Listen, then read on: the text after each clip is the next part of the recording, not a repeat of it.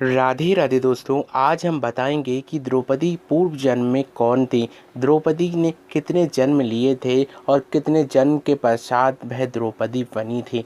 यह गाथा आप लोगों के लिए बहुत ही ज़्यादा हैरतअंगेज करके रख देगी, इसलिए आप लोग इस गाथा को पूरी तरीके से पूरी वीडियो के संग देखें। तो फिलहाल आपसे एक बार रिक्वेस्ट करेंगे, अगर आप लोग मेरे चैनल पर पहली बार आए तो सब्सक्राइब करना ना भूलें।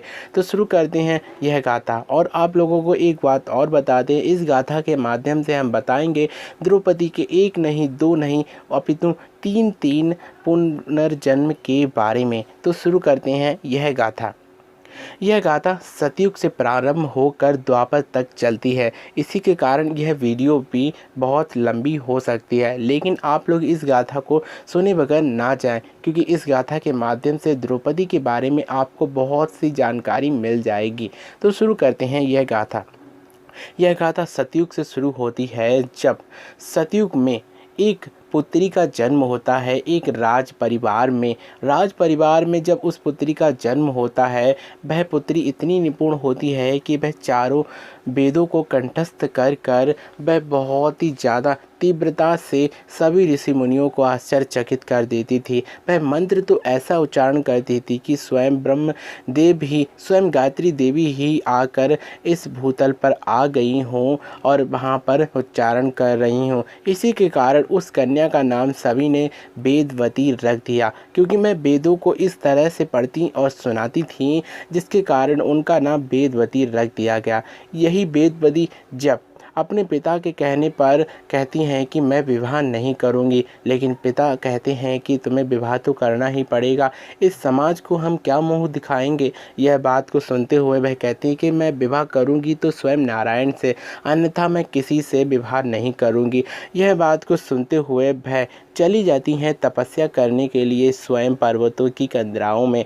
यह बात को सुनते हुए उनके पिता बहुत ही ज़्यादा आश्चर्यचकित हो जाते हैं और कहते हैं कि हमारी एक ही पुत्री है वेदवती, वह भी तपस्या करने के लिए चली गई है। तभी सभी पंडित महात्मा बताते हैं कि आपकी पुत्री कोई साधारण पुत्री नहीं है, वेदवती है, स्वयं वेदों की ही ज्ञाता है।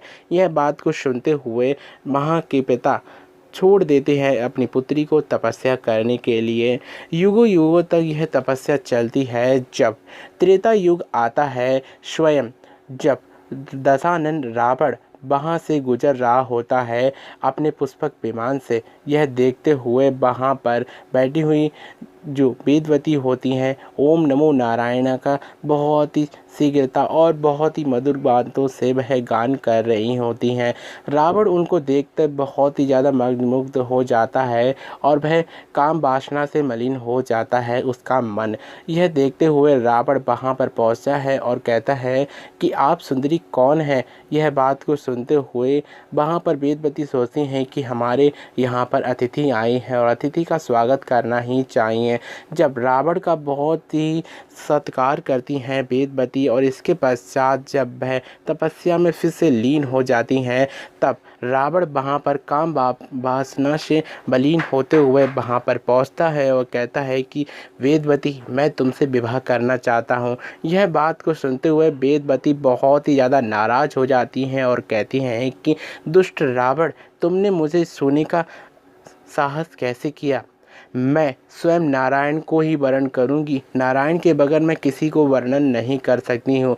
यह बात को सुनते हुए रावण कहता है कि तुम क्यों नारायण के चक्कर में पड़ी हो, मुझसे विवाह करो और लंका में जाकर लंका के सुख भोगो। यह बात को सुनते हुए वेदवती बहुत ही ज़्यादा नाराज़ हो जाती हैं और श्राप दे देती हैं कि मैं ही तुम्हारी मृत्यु का कारण बनूंगी और स्त्री ही तेरी मृत्यु का कारण बनेगी, स्वयं मैं ही तेरी मृत्यु का कारण बनूंगी और इस शरीर को तूने छुआ है, इस शरीर को मैं यहीं पर भस्मीभूत कर देती हूँ। तब वह उस शरीर को भस्मीभूत करने के पश्चात वहाँ से अंतर्ध्यान हो जाती है और रावण भी आश्चर्यचकित होकर लंका लौट जाता है। यही गाथा थी सतयुग से त्रेता में आने की। अब हम त्रेता से अब द्वापर में आने की बात करते हैं। जब श्री राम अपने पिता दशरथ की आज्ञा का पालन करते हुए आ गए थे पंचवटी में आने के पश्चात जब वह बहुत ही दिनों तक रहते हैं, सीता को जब मृग दिखता है, तब मृग दिखने के पश्चात वह कहती हैं कि मुझे यह मृग लाकर दो। इससे ही पूर्व एक गाथा ऐसी घटती है कि यह सभी लोगों को पता ही होगी। जब स्वयं श्री राम जी वहाँ पर एक ऐसी लीला रचते हैं जिससे स्वयं अग्निदेव को प्रकट करते हैं और कहते हैं कि मेरी पत्नी सीता की रक्षा आप करना, क्योंकि अब दुष्टों का अंत करना और राक्षसों का अंत करना ही मेरा धर्म है। यह बात को सुनते हुए अग्निदेव कहते हैं कि हाँ, मैं आपको एक छाया सीता देता हूँ। तब अदला बदली में सीता स्वयं अग्निदेव के पास और छाया सीता स्वयं चली जाती हैं श्री राम के पास।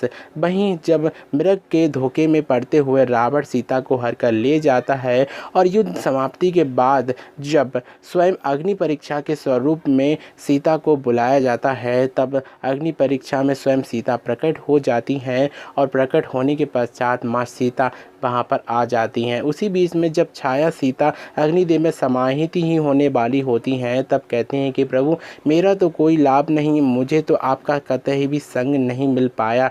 यह बात को सुनते हुए राम कहते हैं कि तुम्हें द्वापर में मेरा संपूर्ण सहयोग मिलेगा और तुम ही धर्म की स्थापना के लिए कार्य करोगी। जाओ, तुम महादेव की तपस्या करो, महादेव की तपस्या से प्रसन्न होकर तुम्हें जो वरदान दे वह सबसे फलीभूत होगा। यह छाया सीता स्वयं महादेव की तपस्या करने के लिए जब चली जाती हैं पर्वतों की कंदराओं में, तब महादेव जब प्रकट होते हैं तब उनसे पति पति पति का 5 बार उच्चारण करती हैं। तब महादेव स्वयं कहते हैं कि तुम्हारे द्वापर में 5 पति होंगे। यह बात को सुनते हुए जो छाया सीता होती है वह कहती है कि ऐसा कैसे संभव हो सकता है। तब जो छाया सीता से महादेव कहते हैं कि जो तुम कार्य करोगी वह धर्म की स्थापना के लिए ही होगा। द्वापर आता है और स्वयं अग्नि से पांचाली का जन्म होता है, जो अग्नि से ही होता है।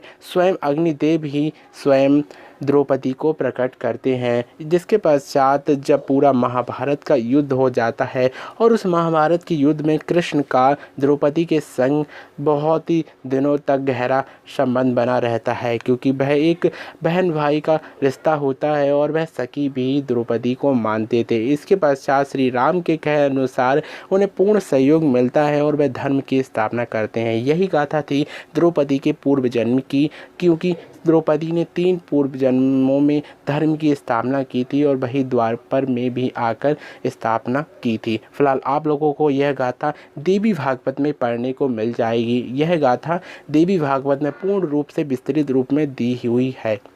फिलहाल आप लोगों को यह गाथा कैसी लगी प्लीज़ कमेंट सेक्शन में जाकर जरूर बताएं। हम आप लोगों को बता दें, अगर आप लोगों के मन में होगा कि छाया सीता राधा थी, तो यह आप लोगों की बात नहीं है, सभी लोगों के मन में यही होता है। आप लोग देवी भागवत भी अवश्य पढ़ें, बहुत सी ग्रंथों में वर्णन इसी प्रकार से मिलता है। Thank you for watching this video. Radhe Radhe.